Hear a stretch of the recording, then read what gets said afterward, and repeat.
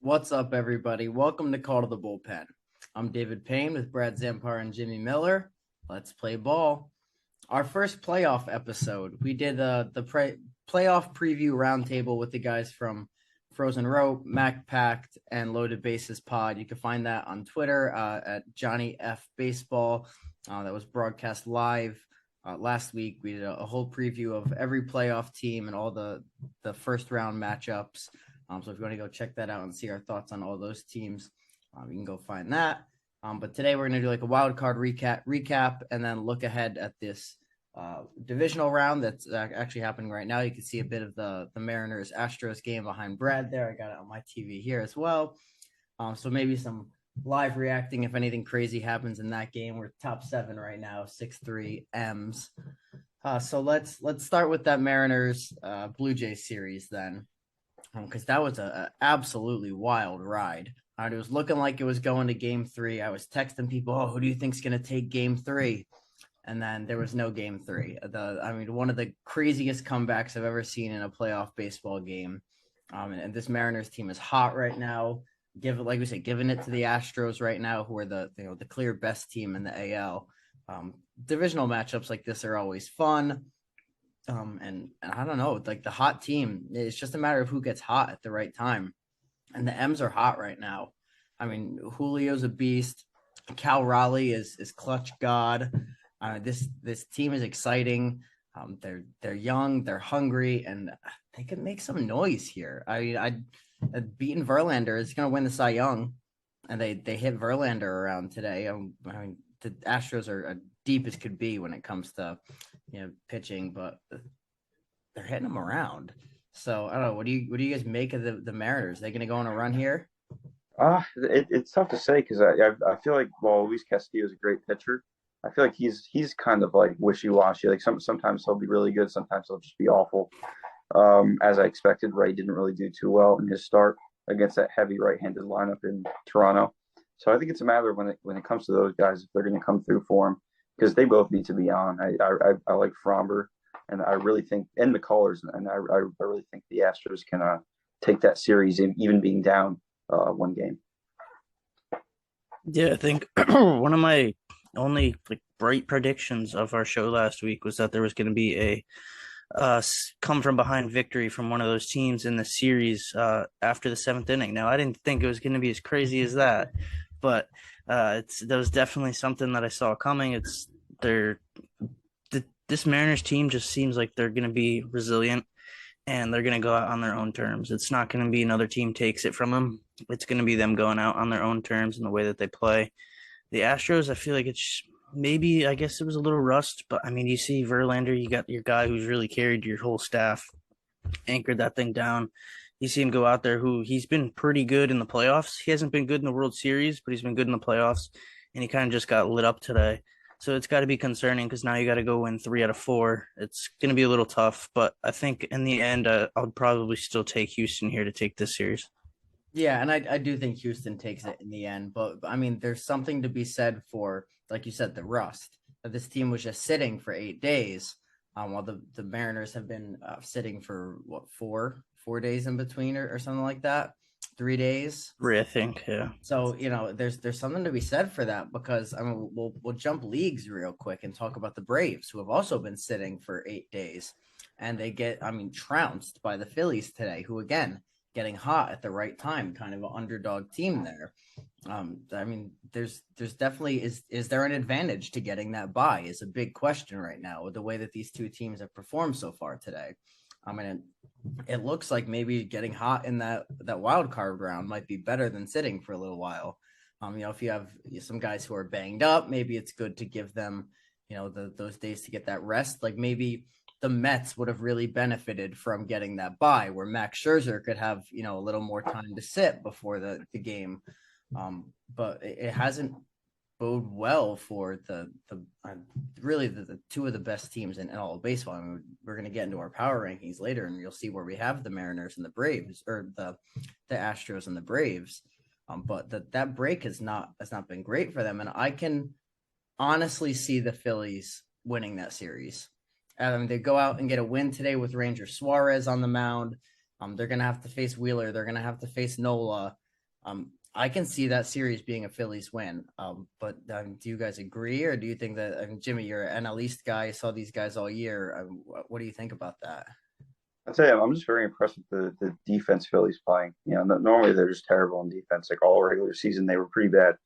But yeah, I don't know. I mean, I think the Phillies definitely have a shot. The Braves sitting those 5 days, that really messes you up when you have 5 days off, especially when you're a team that needs to build off that. And I don't know, I didn't feel that electricity, maybe because it was just a 1 p.m. Tuesday game in Atlanta. I didn't feel that electricity that I saw in that big Mets Braves matchup when the Braves swept them. I think it'll be different down the road, but I just didn't get that sense that the Braves fans were really all in today.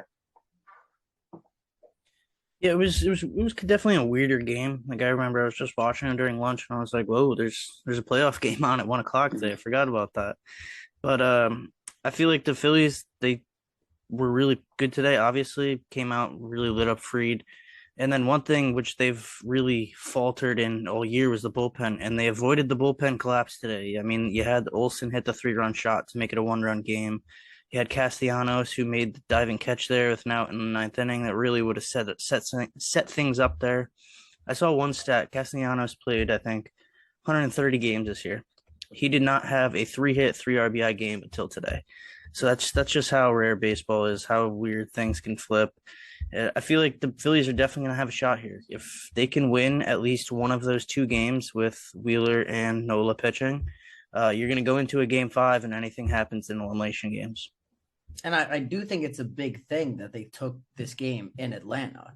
And this is one of the Atlanta games that they won. And they're, even if they, don't, I mean, how is it structured? 2-2 and then 1, right? Yeah.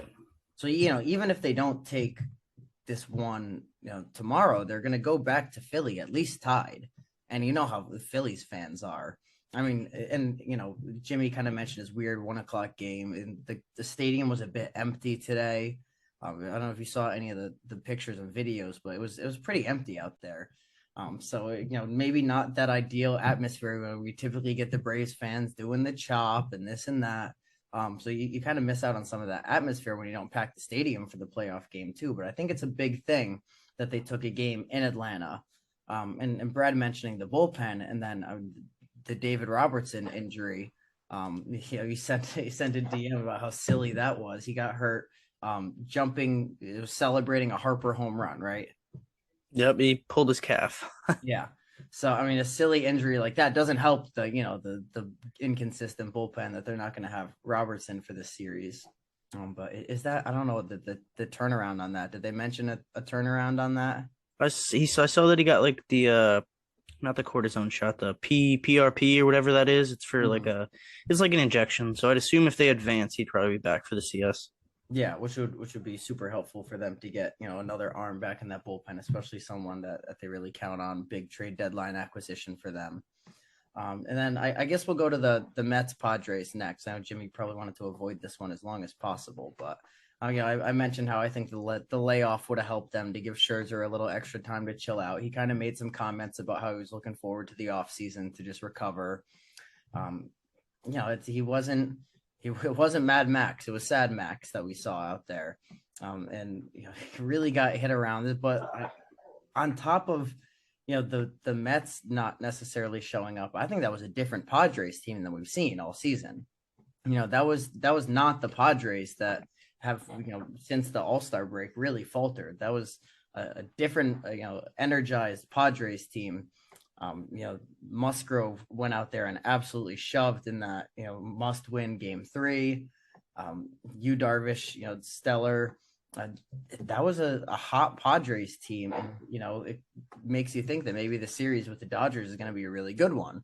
Historically, the Dodgers dominate this series, so they've won some absurd amount of their last meetups. But if again, it's about getting hot. The Dodgers have had the layoff. I don't think it's going to affect them as much as it affected some of these other teams just because of the pure talent there. But that Padres team played like they look on paper. And if they play like they look on paper, they're a terrifying team. And first I'll let you guys give your thoughts on the Mets Padres series. But second, let me know what you think about this Dodgers Padres series. Well, I think we saw with Scherzer his whole career, even as the 3-time Cy Young Award winner that we know he is. If there's one way you get him, it's a home run. He's always given up long balls, even at his best. I think he's led the league a few times, in fact. So we see a home run giving pitcher against a lineup that can hit home runs. It's going to happen, and I don't know. I mean, as much as I like Scherzer, he hasn't really stepped up at the end of the year. I feel like he's not the type to really take ownership like you'd like to see out of an ace. DeGrom dominated. I thought he did really well. I mean, he didn't dominate, but he went 6 innings, 2 runs. And Bassett, the wheels fall off with Bassett. I kind of expected that to happen. Overall, I mean, I'm obviously disappointed. But the Mets should not have been in this series. If they would have just not gotten swept by the Cubs, or they could have taken one from the Braves, they'd be playing right now. So the problem goes back farther than just a wild card series. And I think the Dodgers are 14-5 against the Padres this year, which obviously bodes well for the Dodgers. So I think they really take that series in like 4 games. I think you have Clevenger going game 1, so that's kind of a gimme for the Dodgers. Yeah, I feel like it wasn't really a LOL Mets type of year. I mean, they were good the whole year. It's not like this team they really like just fell apart. They were a good team. It's also a team that had close to none playoff experience outside of like Scherzer, who's only been a starting pitcher. You can only do so much as a starting pitcher with your offense around you. But I feel like they're in a weird spot right now, because I know it was their first time in the playoffs since 16, I think. Yeah. It's now you have half the roster could be out the door. Not half the roster, but they all have contracts, so they have options. I think it's 10 or 12 guys who are on this roster that have free agents or their contract options. So it has a chance to look like a very different Mets team next year. But I feel like they should be able to withstand some ground and be back in the playoffs next year.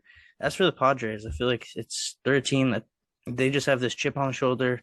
Everybody kept putting them down after the All-Star break, and they weren't good.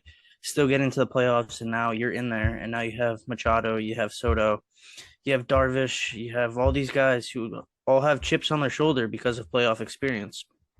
I feel like they're going to be a threat to these Dodgers. I don't know if it'll go the 5 games, but I'm sure these games will be intense. I don't think the Dodgers will go out there and blow the wheels off them. It should be a good series. Yeah, and imagine how good this Padres team is if they have Fernando Tatis at this point too. How much. A point on that is they're advancing Tatis' suspension at least 3 more games, so it's a positive. Oh, interesting. Yeah, that's a good thought. That's a very good thought. Yeah, the longer they stay in, the less games he's gonna miss next year, I suppose. Exactly. So you wanna take this thing to 5 at least if you're them, if you can. Yep. Yeah, I mean a whole different outlook maybe too if you add him to the mix. But I still think the Dodgers, move on fairly easily there. I mean Clevenger has like a 14 ERA against the Dodgers. That should be a game 1 win. But I think that we're set up for like dark Steve Cohen this offseason. Like I mean, this was like the perfect storm. You win 101 games, get bounced in the wild card round. This is like perfectly set up for him to go completely nuclear. And like, if it was a Wilpons, I'd be like, I'd be like, all right, I'm not going to watch another game for 6 years, because with all these guys going to the free agent, I'm like, if it was a Wilpon era, I'd just be like, all right, like we're not going to go off this offseason. But with Cohen, I'm definitely feeling a little better. I feel like we could retain some of those guys. Yeah, I guess you can't really even feel too bummed knowing that like that's gonna put motivation on Cohen to go out there and have a $500 million payroll next year, and just say fuck the luxury tax, the Cohen tax. Yeah, they're gonna have to institute. They're gonna have to make new rules. He already said he's gonna blow past that upper luxury tax, so they're gonna have to put a new tax on there somewhere. But I'm excited to see what he does there. And then our last divisional round matchup was the Guardians and the Rays, in which the Guardians pitching just dominated. Those guys showed up, and the bats didn't really, but they showed up when it mattered. They showed up enough to win games. I mean, a W is a W, whether it's 1-0 or 10-0. Including a absolute marathon of a game, and people can complain about it all they want, but I loved that game. That was awesome baseball. That was awesome to see two bullpens go out there for over a game and a half and just shove and just dominate. And that was a master class as far as I'm concerned from both teams, really, to keep runs off the board. If you watch that series and aren't somewhat intimidated by Cleveland pitching, I don't know what you were watching. I mean, in a Yankees lineup that outside of Aaron Judge hasn't been, striking fear in their opponents' hearts, if they can, work their way around Judge and continue to pitch the way that they just pitched. And I mean, I know Shane Bieber doesn't historically have great numbers in New York against the Yankees, but maybe playoff Shane is a different guy. I think there's a chance for this series to go deep, and I think that there is a chance for the Guardians to pull off an upset here. I'm not sure it'll happen, but I could see it happening for sure. It really depends for me on which Garrett Cole shows up and which Giancarlo Stanton shows up, considering DJ's out. There's no DJ. So that's something that hurts the Yankees too. When they left I can't remember Oswald Peraza, Oswalda, I don't know what his name is. Oswald. The only Oswald I know is Cobblepot from Batman. But they left him off the roster, and Marwin in there instead. Some questionable decisions already.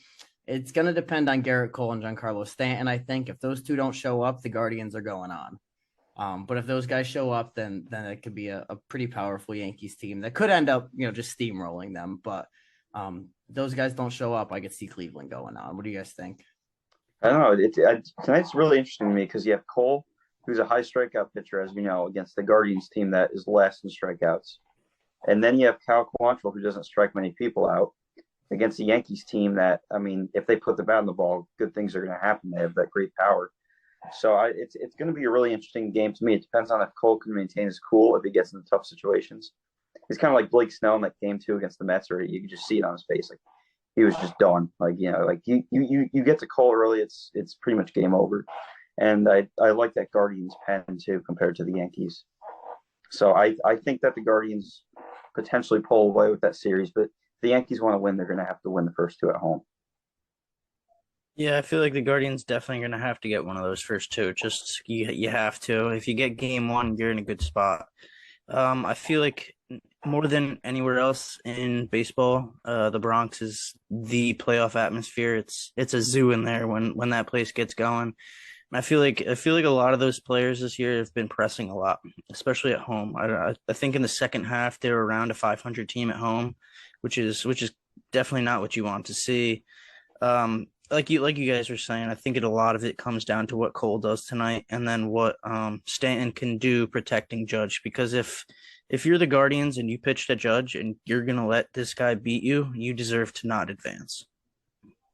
Yeah, and I think that the Guardians are really built to keep Giancarlo Stanton quiet because they throw lots of pitches that move, and Giancarlo Stanton hits straight balls.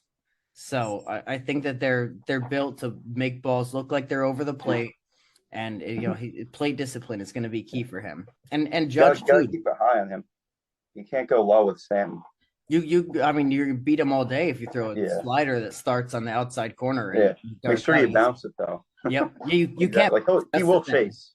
That's the thing is if you make mistakes, this team is going to bang you. Yeah, and Judge has to make sure that he's staying patient up there. He can't get antsy. He can't get sick of getting walked all the time and getting pitched around and get up there and start chasing pitches too, which they're going to try and make him do. They're going to take a, controlled approach to him where they're putting balls around the zone. But you got to be careful not to miss them because you miss them, you're letting up runs. So, a lot of it is going to come down to that. But I'm going to be bold and I'm going to take the Guards to go on and then just get steamrolled by whoever wins this series because these two teams are too good. But that touches on all of our divisionals. It's so weird having like this be the divisional series after having a series just played. I keep wanting to say championship series. It's really, really weird. But I guess it makes you feel a little bit better if you're a team like the Mets who won 101 games that you had to lose 2 instead of just it being like 1 and out. I don't know. What do you think, Jim? Like, does that make you feel better that it was a 3-game set, so it wasn't all 101 wins for one loss and you're out? Yeah, I definitely like. I mean, I want that 163 back.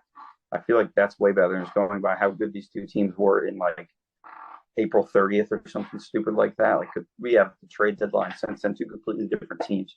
But yeah, I would like that 3-game series. Like I like that. I did not like the 1-game wild card. I feel like it was, if you have one team that has like one really good pitcher and then like all the rest are just so, but then you have another rotation that has like two frontline aces. That team with a one good pitcher could move on. Doesn't you don't get the opportunity to show your best. I feel like it's just a 1-game wild card. Yeah, it's for sure weird. It's an adjustment, but I mean, more playoff base. Who doesn't want more playoff baseball? I guess so. As long as we don't expand beyond this, because we had how many teams was this? Was this a 14? 8, 7, eight 8, eight per league? one by. No, 6 per league. That's 12 total. Yes, yeah. Don't expand beyond that. Yeah. Don't go to a 16-team playoff. You can't have more than half the league make the playoffs. It needs to be the teams in the better half of the league. You can't have teams that are in the bottom half of the league make the playoffs. So keep it here. This is good, Rob Manfred, right now. So that hits on all the current stuff going on. So let's go into some players of the wild card series. Who are our not players of the week because it was only 3 days, but who are our players of the wild card series, Jim? So for the AL, we have two rookies from both series get the AL Player of the Wild Card Series nod. So you have Cal Raleigh of the Mariners over those 2 games where they swept. He had 4 hits, a double, a home run, 500 average, and 1,000 slug. Going to the AL Player of the Week for the other series, the Guardians Rays series. I think you might get some Rookie of the Year votes in there. Oscar Gonzalez. He had a good regular season. Obviously, that big hit over 2 games, he had 3 hits, 1 home run, which was the walk-off in game 2, 333 average, 667 slug, and a 1067 OPS. NL Pitcher of the Week, or NL Player of the Week for the wild card for the Phillies was Zach Wheeler. He won one of the games. He went 6 in the third, didn't allow any runs, 4 strikeouts, and only allowed 2 hits and a walk. And going to that other NL wildcard series, the player of the series for that, for the Padres Mets series was Joe Musgrove. Obviously, game 3, got that win to clinch and move on. So 7 inning, no run, 5 strikeout, 1 hit, 1 walk performance. Yeah, I think that's the way that we'll keep doing this throughout the rest of the playoffs is a player from each matchup. Yeah. So we'll have we'll come back with 4 again after this round here. So I got to recite that a little bit. I'm so used to like pitcher rookie play guy. I know. Now we're gonna go right to the trading floor. Bradley's got some stuff to show off here from a box that he opened this last week. So what trinkets and goodies did we get? All right, so I opened up 2 pro debuts from 2020. Got Henry Davis on the box. Pretty cool looking box. You're guaranteed 3 autos in the boxes. Autos were all right. Weren't awful autos. The base autos were Carson Williams, first round pick by the Rays a couple years ago. John Rojas, international free agent from the Jesus Christ. My God, we're gonna switch. We're gonna go with the left hand to show it off, so the glare is not there. He's the top 5 prospect for the Nationals right now. Or Phillies, not the Nationals. Sorry. Alan Cerda, he's with the Braves. He's a top 15-ish prospect. Wes Kath, he was a 2nd-round pick by the White Sox this past draft. Jose Ramos, he's another international guy. He's the Dodgers' 5th prospect. And then we had out of 25, Nick Gonzalez, 7th pick in the draft by the Pirates 2 drafts ago. Out of 50, Admiral Admer, who made his debut at the end of the year, his last day of the year, he made his MLB debut with the Rockies. Out of 50, Can't pronounce this. He's a top 5 prospect for the Cubs, though. But we're gonna go with his last name of Pinago. Pinago. Better off not pronouncing that. These were my 2 favorites of the box. Was the Andrew Painter pro debut out of 75, and then the Heston Kjerstad out of 75 as well with the Delmarva Shorebirds. Rusmin Quintana, who's with the Nationals out of 75. Pedro Leon, who's with the Astros. He's out of 75 as well. This one was kind of cool because it's like a throwback of them in their minor league uniform, and it's Tim Raines out of 99, kind of sick. These are kind of the green paper ones. It was Malcolm Nunez, who's a top 30 guy for the Cardinals, and Alejandro P, who's with the Rays. So I'm sure you'll see him in the major leagues in a couple of years.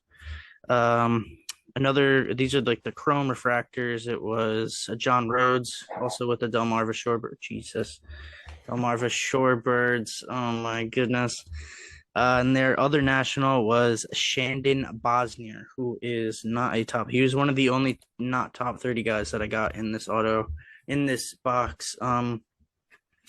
My best auto of the box was a Garrett Mitchell, who obviously made his debut at the end of the year this year out of 99. Pretty cool. And then we had 3 blue cards out of 150.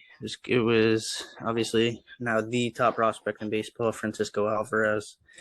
And then we had 2 Red Sox, one being Blaze Jordan and Freddie Valdez. So kind of sick box. I mean, you get the autos in there, which obviously you could always do better. That Carson Williams again real quick? Yeah. I got his TTM. I got to make sure it's legit. Yeah. What are we thinking? We thinking it's a fake TTM? That looks the same. Glare out of here. All right. Yeah. I think it looks pretty close. That looks right to me. But yeah, I mean, for the price point of the box, it's they're like $90 a box, which is not too bad. I mean, I think you get the 3 autos, and then you get about 6 or 7 numbered cards in the box. So it's all minor league guys, and that's kind of what my bread and butter is for cards. It's all the prospects. So that's really the product that I enjoy. You know, that box with Henry Davis on the cover was a lot more generous with the autos than Henry Davis was.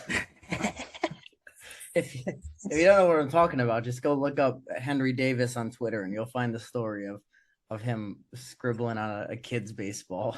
Go look up Rizzo too if you want something to laugh at. Well, the Rizzo one, he wasn't talking about the autos. Apparently the guy flipped him off, so I don't know if I can blame him on that one. But yeah, some guys being a little stingy with the autographs lately. But now we're going to go to the power rankings for the playoffs. We've got 8 teams left. We did one with all 12 teams before the divisional series, and now we're down to an 8-team power rankings, our shortest power rankings yet. At number 8, which might be a bit surprising after hearing us all talk, the Philadelphia Phillies, we got number 8. And number 7 is the Cleveland Guardians. Number 6 is the Seattle Mariners. Number 5 is those red-hot San Diego Padres. Number 4, now we got our bye teams, the New York Yankees. Number 3, the Atlanta Braves. Number 2, the Houston Astros. And number 1, of course, the Los Angeles Dodgers. So we'll update those after each round. So next round, we'll be down to just 4 teams in those power rankings. And then there's no need for power rankings for the World Series. It's 2 teams. You know who it is.